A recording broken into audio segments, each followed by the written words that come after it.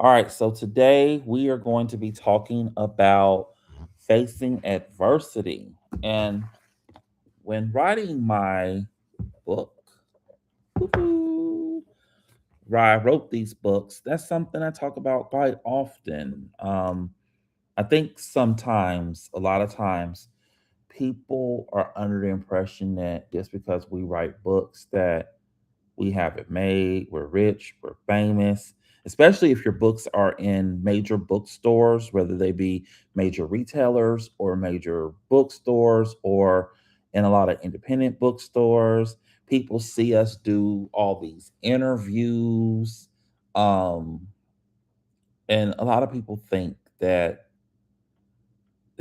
everything is perfect, bruh. Let me tell you, everything is not. Oh my gosh. Let's see. Being a published author, I'm not gonna lie, I'm like every other person that started out with a dream. I thought once these books got published that everybody and their mama would love them, everybody would like them.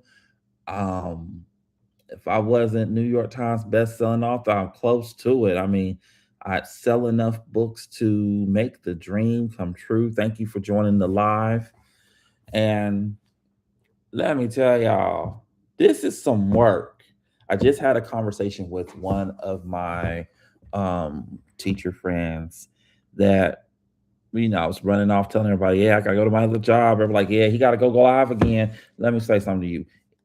I watch some of these authors get on various social media platforms and they complain, my book not selling, my book not selling, my book not selling. Your book not selling because all you do is get on different social media platforms and complain about your book not selling. I go live. I have conversations about the book every chance I get. I'm just now getting back to where I'm attending book fairs. 10 years ago when my life was a little bit more simpler and a little less challenging, I did a lot of book signings, I created a lot of events for myself. And that's how I got out there. I um Some people thought, oh, well, you have a major publishing deal. Things must have been easy for you. No, it's not. No, it wasn't. Oh, don't let them tell you that lie. Don't get me wrong. And if you've been live with me before, you know that I talk about the good, the bad, the ugly, the celebrations. I talk about it all when it comes to talking about my experiences being published. I don't regret. I want to say hello to everybody joining in. We're in the middle of the conversation, so I'm just gonna keep it going. Not trying to be rude, but thank you. Like, comment, share, subscribe, give me hearts. Um, I don't ever want no one to feel like, and I think they know this. They knew me before they signed me. So let's start there. I don't want no one to think that I don't appreciate my time being published by a major or being published by other people. Period. But like I said, it has its good sides and its bad sides. Um, I self-published and was independently published first. So I already knew some of the ins and outs. There are certain things that publishers do that everyone thinks, well, the publisher's supposed to get your book in the stores, publisher's supposed to market your book, publisher's supposed to send you on tour, publisher's supposed to do this, publisher's supposed to do that. No, publishers do not do everything. Let me go ahead and get this out the way. Yes, many publishers, not all, many publishers will give you an advance on your book sales. Now, depending on your track record and your credibility, your motion in the ocean, if you will, that kind of determines what kind of advance you get. You have what we call nice deals. You have very nice deals, you have major deals, and you have big deals. Um, I think I got some of the terminology whacked a little bit on them last two, but the whole thing is your deal. with the publisher is an advance. Okay. An advance is a loan.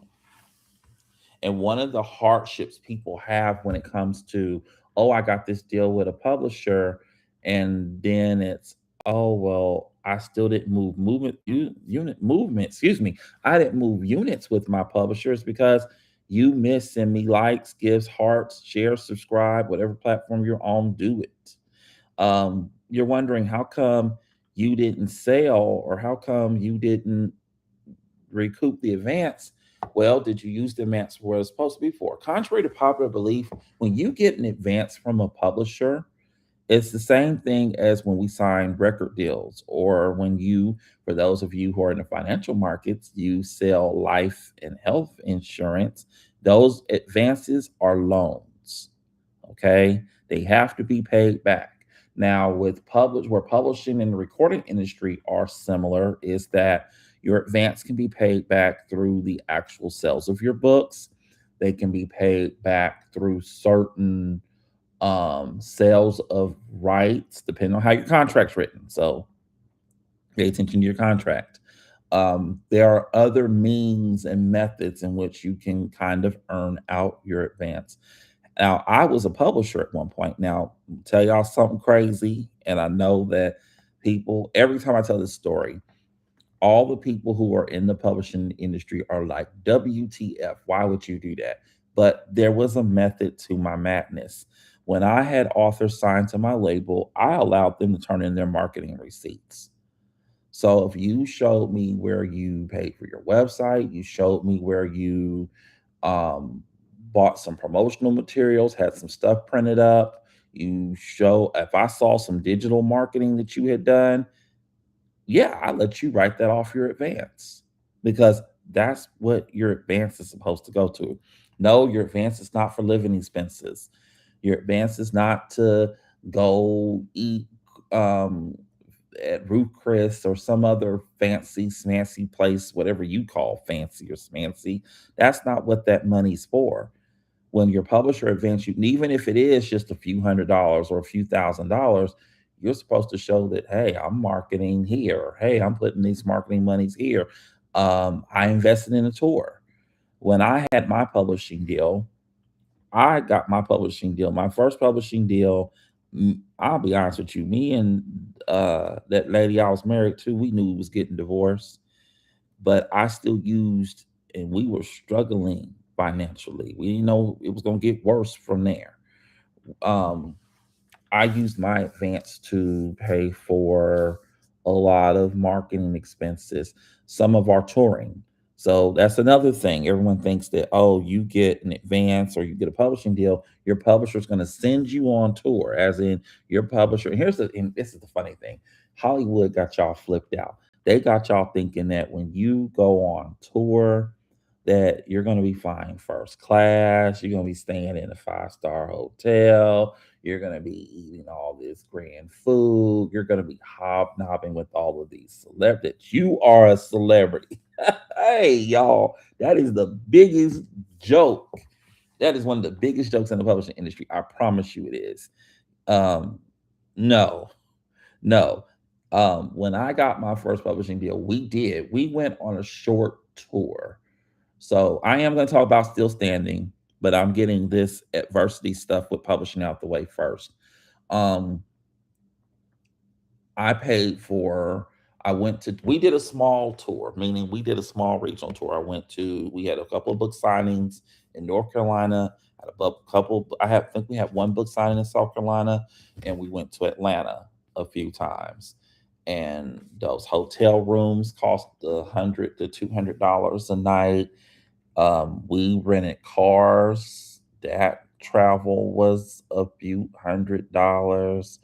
Um, the, let's see, food, all of that. I was saving money to go on tour. I was fortunately at the time when I got my deal with Urban, I was selling Black literature, and I had enough connections with other publishers to either get books on consignment or get books on the low. Sometimes I would buy copies that were not necessarily first rate, desirables to go into major bookstores, but copies I knew that I could sell to, in the street. So if a book retailed for $15, yeah, book got little scuffs, little scratches on it, I'd sell it for 8 to 10, and that was a wonderful thing for me. And I used that money. That's how we went on tour. That's how we paid for some product placements and with different blogs and stuff like that. That's where that money, or at least that's where my half of the money went. Um, with Definition of a Bad Girl, I did not have full control over that project, so I did not. I'll admit it. I'll tell people, no, that money, that advance money, did not go towards that. But when I've had other deals in which I'm expected to market or promote, that's what that money went to. And sometimes your sales are a reflection of your marketing efforts. So if you're struggling to sell books, it's because you're not putting your money in the right places. You are not hiring the right graphic artists. You're not hiring the right editors.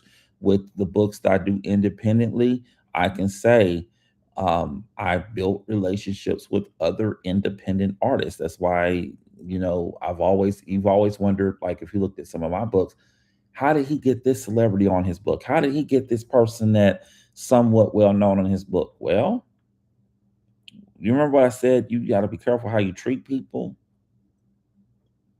Man, some of these people came through for me in a clutch. I didn't have the money to pay for, to pay what some of these people were truly worth, or to even buy some of these picks outright. I didn't have the money to pay some of these people. But thankfully, I had good relationships. I was able to provide, in some cases, an in kind service. I did that. When Definition of a Bad Girl came out, we was most definitely getting divorced. That was not um, even part of the question. I also had other hardships going on. I went from working well-paying jobs to not having a job. I was under investigation under some fraudulent charges that I was later vindicated from. So that was interesting, to say the to say the least. I most definitely edited that book under duress. That's why, and I'm not making excuses. I'm just spitting facts. That's why that book, and I'll tell anybody, I love what I wrote for Definition of Bad Girl. I love LaShawn and the characters. I love the concept. I love the ability to use somebody else's material to help build into that book. But if you compare the quality of work that was put out with Try a Little Tenderness versus what was put out with Definition of Bad Girl, was like night and day. Try a Little Tenderness definitely was the better um, formatted, better edited, well-rounded book. Try a Little Tenderness needed some work. I mean, I wish I could pull that book back and really give it the. I wish I could publish it the way I wanted it to, but we're here now.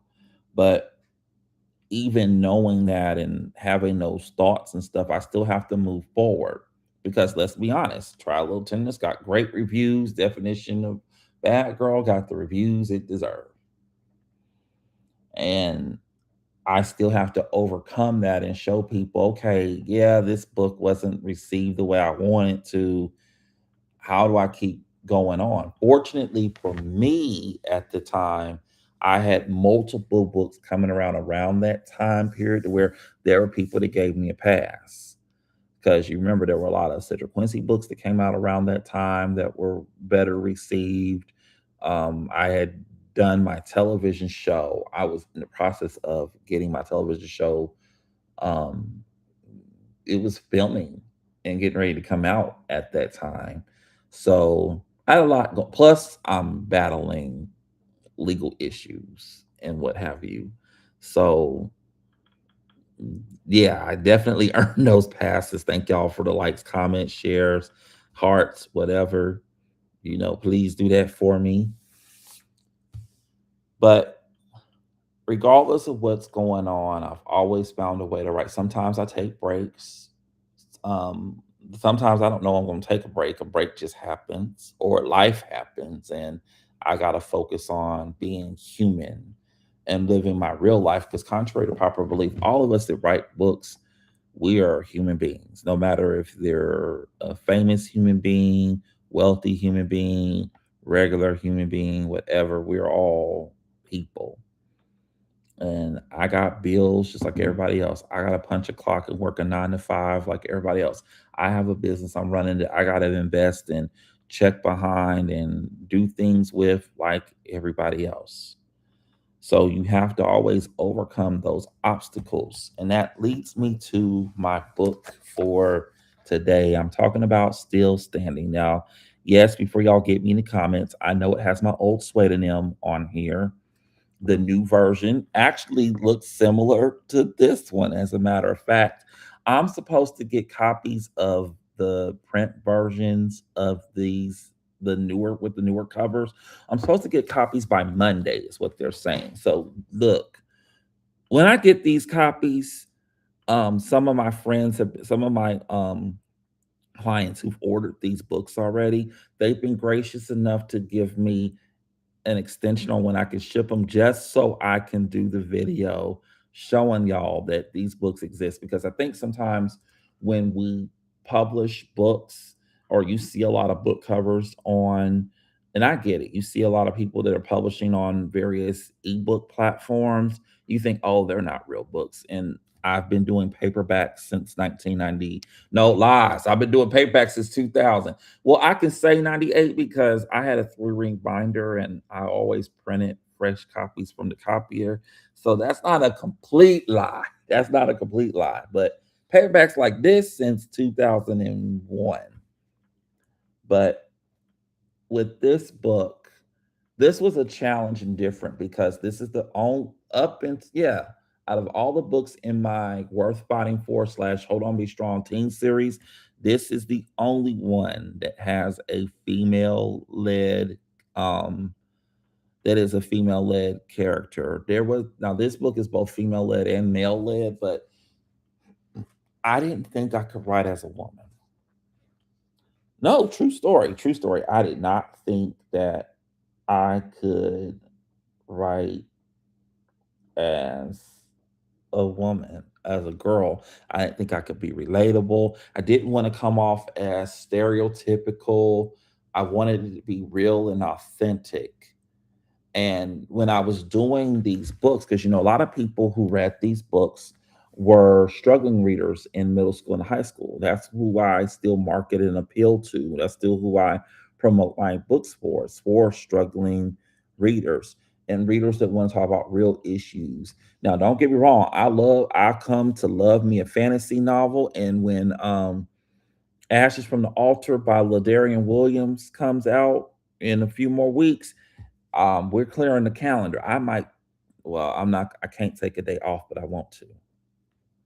So for those of y'all who like to snitch and tell my boss everything, yeah, I want to take the day off so I can read that book, so I can just absorb and be satisfied with a black boy being magical, doing his thing. And it's the last book in his series. So if you've not read Blood at the Root,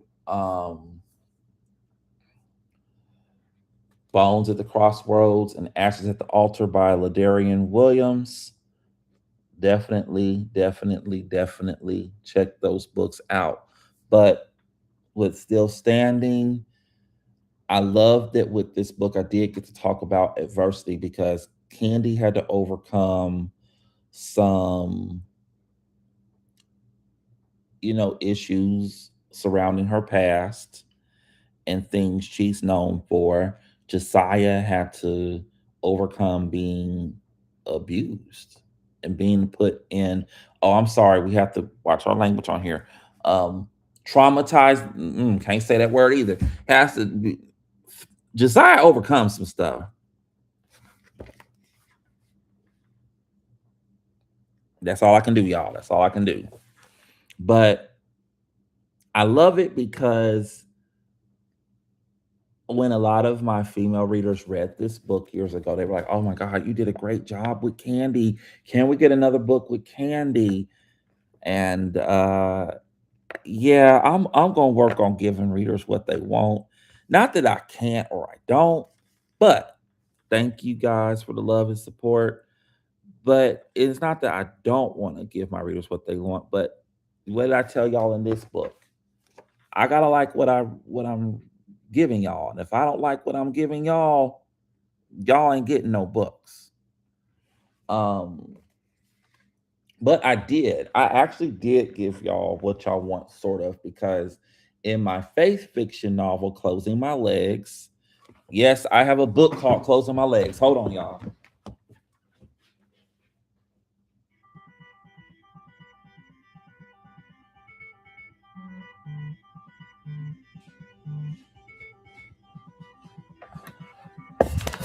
Yes, I have a book called Closing My Legs. So with this book, I got somebody calling me while I'm doing a live, y'all. Sorry about that. But yeah, I actually give you some follow up on Josiah and Candy in this book. No, this book is not currently in print because I am going to do some slight revisions to this book. I haven't quite gotten around to it yet, but as soon as I'm done with these revisions, I'm hoping by, I would like to say spring. When we have spring break, that'll be when you get this book back in print. But as soon as this is done, you'll get this book and you'll be ready to go. But no matter what's going on in my life, I always still gotta keep writing. And that's what you gotta do. You gotta push forward, you gotta stay focused, and you gotta give yourself grace and time too. So if something's not working or going the way you want it to right then, you got to just keep it moving and don't let it stop you. So if you like what I'm getting on with or like what I'm doing, please like, comment, share, subscribe, follow for more. You know where to get them. Thank you for the love and support. You be good and blessed. Peace.